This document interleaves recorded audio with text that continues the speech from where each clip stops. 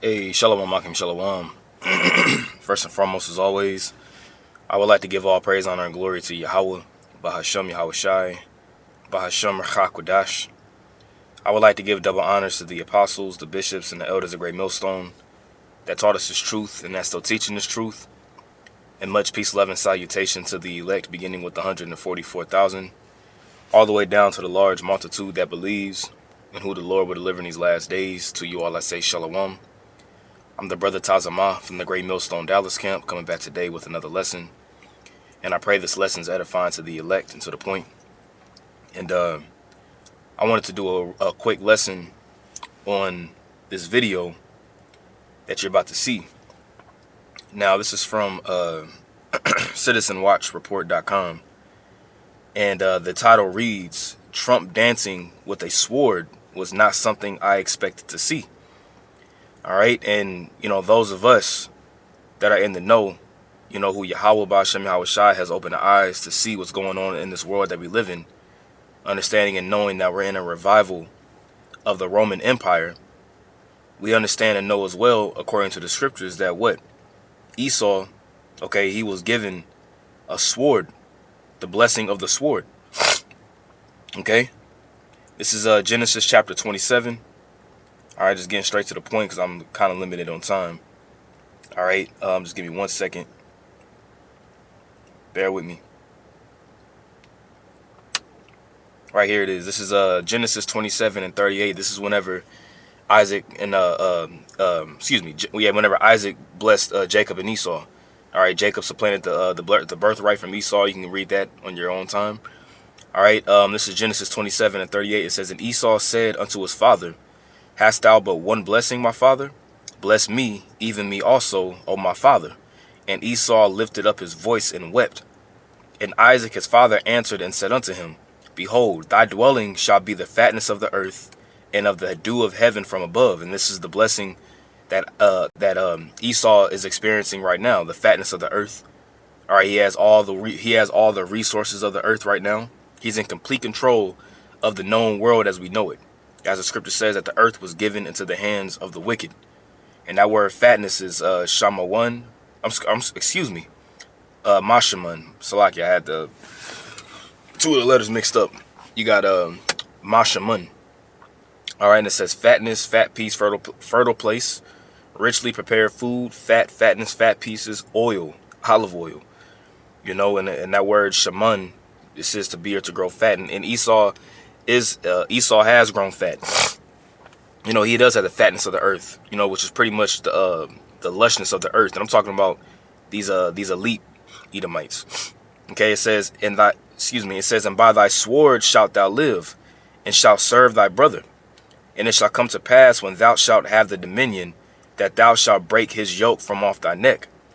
All right, and that's pretty much going into the fact of Esau eventually coming up onto power. It happened in history. I want to say it was under King Jehoram, if I'm not mistaken, but also too, as well. Okay, it also happened whenever the Byzantine Empire fell. And the Renaissance period came into power, and Esau got a foothold back into power. Going into the the mid to late 1300s into the 1400s. Realistically, during the time of Cesare Borgia. Then after that, you had Christopher Columbus, making his expeditions here to the Americas, so on and so forth. Okay, but now also too, let's get Revelation 6. This lesson's not going to be too long at all. Revelation chapter 6. Revelation 6. I think I passed this, Salaki. Revelation 6 and here it is. Revelation chapter 6. Verse 3, it says, "And when he had opened the second seal, I heard the second beast say, Come and see. And there went out another horse that was red." And horse represents power. All right, and that red horse, all right, is symbolic of Esau. Okay, it says, "In power," which is horse's power, as you have something called horsepower. It says, "And power was given to him that sat thereon to take peace from the earth." You see? "And that they should kill one another, and there was given unto him a great sword." Okay? Letting you know that this goes back to the blessing that was given unto Esau. He was given the blessing of the sword. And what is the sword used for? The sword is used to kill. Okay, a sword is used to dominate. It's used to bring forth war. Okay, that's why he's also known as the violent man. All right, when you read Psalm 17, we'll get that real quick. Psalm 17 and 13. All right, it reads, it says, "Arise, O Yahweh, disappoint him, cast him down, deliver my soul from the wicked, which is thy sword." Okay, so the wicked, all right, which are the Edomites, alluding to Malachi, the first chapter, are the sword of the Lord. See, the Edomites were given the sword to dominate. That's how they got the fatness of the earth, was through their military, through their policies, really through their philosophies, their quote-unquote democracy. They was able to dominate the whole world. Babylon has been a golden cup in the Lord's hand that made all the earth drunken. Okay? Now, let's take a look at this. It says, Trump dancing with the sword was not something I expected to see. And this was January 22nd, 2025. Okay? Tell me this isn't a sign. Okay? We got to see things through a spiritual lens. We got to see everything through a spiritual lens. We know, okay, according to faith, and we believe, all right, that Donald Trump is the reincarnation of Emperor Nero. Okay? We believe that. Okay, you have, the likes of Elon Musk, talking about the Roman Empire. I think about the Roman Empire all day long, and, changing his name to Kekis, Maximus on X, and, giving the Roman salute at his speech. Let's take a look at this.